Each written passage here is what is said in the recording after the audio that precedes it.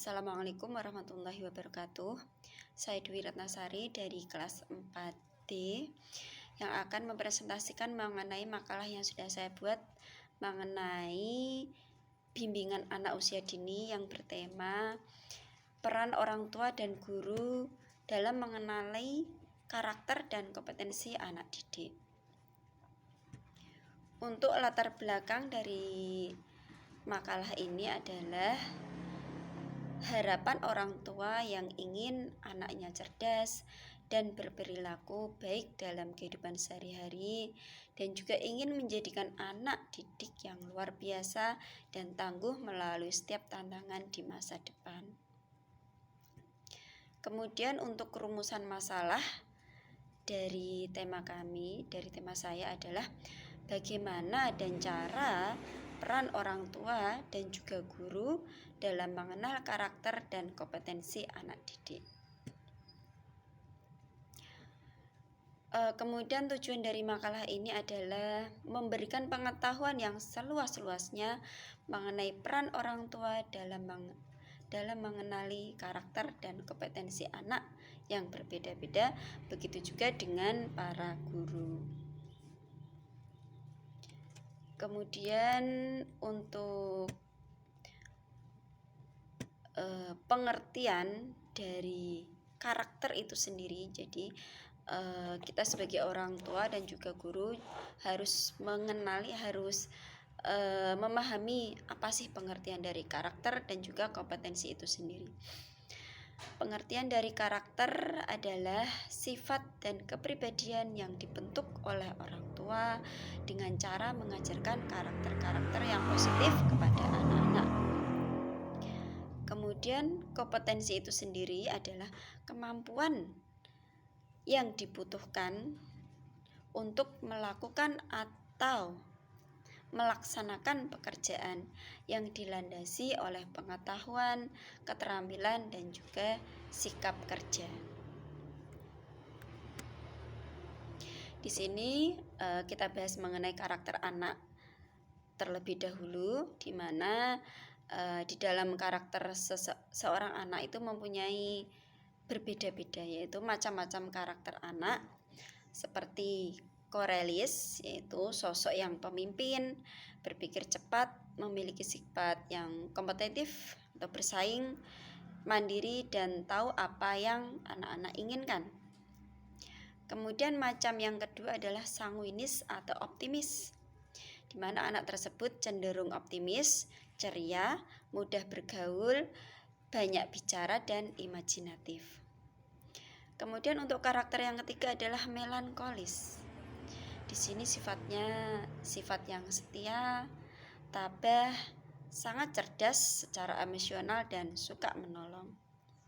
Kemudian yang keempat adalah karakter yang pragmatis, yaitu anak-anak cenderung introvert, menutup diri, tenang, tidak emosional, santai, namun ragu-ragu, sabar, dan juga punya sisi positif yaitu menyenangkan. Untuk selanjutnya adalah macam-macam kompetensi anak. Di sini anak mempunyai beberapa jenis kompetensi yang harus kita pahami sebagai seorang orang tua dan juga guru. Yang pertama yaitu kompetensi dalam hal critical thinking, yaitu berpikir kritis, di mana kemampuan anak-anak untuk berpikir secara rasional. Kemudian yang kedua adalah communication, kemampuan berkomunikasi, di mana anak-anak mampu mengekspresikan apa yang ada di dalam pikiran mereka secara lisan, tulisan dengan efektif. Kemudian kompetensi yang ketiga adalah collaboration, yaitu bekerja sama, di mana anak-anak itu mempunyai kemampuan dalam bekerja sama dengan orang lain dalam hal bekerja ataupun dalam hal bermain dan segala hal. Kemudian yang keempat adalah creativity atau kreativitas, di mana anak-anak tersebut mampu mengungkapkan ide-ide yang ada di dalam kepalanya. Kemudian di sini ada beberapa peran orang tua. Peran orang tua dan guru tentang karakter anak.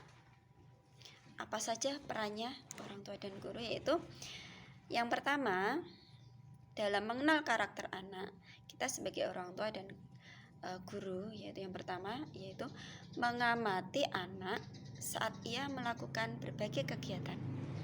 Itu wajib. Cari apa yang secara konsisten ia lakukan atau tunjukkan. Nah, di situ kita bisa melihat atau mengenal salah satu dari karakter anak. Kemudian yang kedua, dengan cara yang lain, yaitu mengajak si anak mengobrol dan berdiskusi. Melalui perbincangan ya dengan anak kita akan mendapat informasi untuk memahami karakter si kecil atau karakter anak. Biasanya itu yang sering kita lakukan selain dari mengamati. Jika anaknya komunikasinya bagus, biasanya orang tua dan guru berdiskusi secara langsung. Kemudian yang ketiga itu mengajukan pertanyaan, yaitu di mana pertanyaan tersebut itu mampu mendorong anak untuk bercerita atau menjelaskan lebih lanjut atau bahkan mengungkapkan pendapatnya. Kemudian yang keempat yaitu mencari tahu tentang karakteristik anak dengan cara kita membaca buku-buku, membaca artikel. Untuk karakter yang dilatih sama anak, yaitu setelah kita memahami karakter anak tersebut, tentunya pasti kita mempunyai metode-metode atau karakter anak yang harus dilatih sejak dini, supaya anak-anak kita mempunyai karakter yang soleh dan solehah. Di antaranya yaitu rasa ingin tahu. Jadi kita harus mengembangkan rasa keingintahuan anak, supaya anak itu bisa berpikir kritis, anak-anak bisa memahami. Kemudian yang kedua itu pantang menyerah, karakter pantang menyerah. Karena di dalam era 2000-an ini, era globalisasi ini, anak-anak dituntut untuk pantang menyerah supaya tidak cengeng. Boleh menangis, anak laki-laki, perempuan boleh menangis, kita karena itu meluapkan rasa emosionalnya mereka. Namun di balik itu kita harus juga melatih anak-anak untuk pantang menyerah dalam tugas-tugas mereka, dalam pekerjaan mereka, supaya mereka tidak down ketika mereka mendapatkan sesuatu yang berat bagi mereka. Kemudian yang ketiga adalah sifat tegas, jadi mempunyai prinsip, bukan galak tapi tegas, mempunyai prinsip. Anak tersebut tahu mana yang benar, mana yang salah, ketegasan. Jadi ketika benar, anak-anak melakukannya dengan tegas. Ketika ada yang salah, anak-anak tersebut juga mampu menasihati anak yang kurang baik. Kemudian sederhana, jadi kita mendidik anak-anak yang sederhana, tidak sombong, supaya karena roda kehidupan itu berputar dari atas ke bawah, bawah ke atas. Jadi kita harus menyiapkan mental mereka supaya sederhana. Kemudian yang kelima adalah kreatif. Jadi kita harus mendidik anak-anak kita yang kreatif, karena di dalam kehidupan kita, di dalam kehidupan anak-anak pasti dituntut untuk kreatif supaya maju ke depannya. Kemudian bagaimana peran orang tua mengenai kompetensi anak? Ini khusus orang tua terlebih dahulu, yaitu mengenalkan anak dengan berbagai bidang, pahami sesuatu yang paling anak nikmati, sukai, senangi. Kemudian komunikasi dan sosialisasi dengan anak, mengikutkan anak dengan berbagai kompetensi, les dan sebagainya, pertandingan. Kemudian membebaskan anak membuat pilihan. Jadi kita membuat pilihan kepada anak, kamu pengen apa, pengen belajar, pengen ikut les apa, pengen ikut pertandingan apa. Tidak harus kita memaksakan kehendak kita atau cita-cita kita kepada anak. Kemudian kita bisa juga melakukan tes minat dan bakat anak. Kemudian kita mendukung dan motivasi anak tersebut. Kemudian mengajarkan anak untuk bekerja keras dan yang terakhir itu adalah berkonsultasi dengan guru. Lalu bagaimana peran guru mengetahui kompetensi anak-anak tersebut? Ya, yaitu yang pertama guru bertanya kepada anak didik, kemudian kita juga melakukan dokumen-dokumen, mengajak atau meminta siswa menceritakan pengalaman yang berkaitan dengan materi, kemudian menggunakan metode mapping atau peta konsep. Kemudian selanjutnya, bagaimana cara mengembangkan kompetensi anak?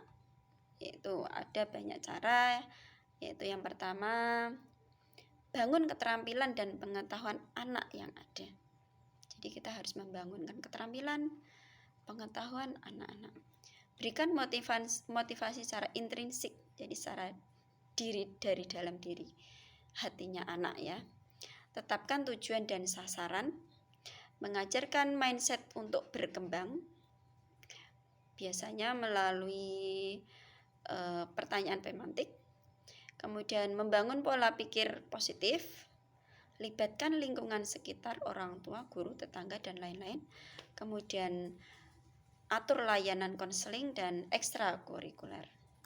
Tentunya di dalam mengenali karakter dan kompetensi seorang anak pastinya akan mendapatkan manfaat-manfaat yang kita lakukan sebelumnya itu. Manfaat apa sih bagi orang tua dan guru untuk mengenal karakteristik dan kompetensi anak tersebut? Yaitu yang pertama itu mengetahui bakat, minat, dan kegemaran anak. Kemudian yang kedua, mengetahui jenis pengalaman yang telah dimiliki oleh anak. Yang ketiga, mengetahui latar belakang sosial dan budaya siswa. Kemudian yang keempat, mengetahui aspirasi dan kebutuhan siswa. Kemudian, mendapatkan informasi tentang tingkat pertumbuhan dan perkembangan anak. Kemudian, mengetahui tingkat penguasaan pengetahuan anak dan memberikan pelayanan prima. Jadi manakala kita mengenal karakter dan kompetensi anak tersebut, kita bisa lebih mudah untuk mengetahui hal-hal tersebut tadi. Sekian presentasi dari saya, semoga bisa memberi manfaat kepada teman-teman yang mungkin membutuhkan pengetahuan mengenai pengenalan karakter dan kompetensi anak. Dan maaf jika ada kesalahan, pastinya di dalam makalah ini masih banyak sekali kekurangan, dan mohon koreksinya dari Bunda Dwi, supaya untuk tambahan kami untuk lebih meningkatkan pengetahuan dan pengalaman bagi kami. Terima kasih. Wassalamualaikum warahmatullahi wabarakatuh.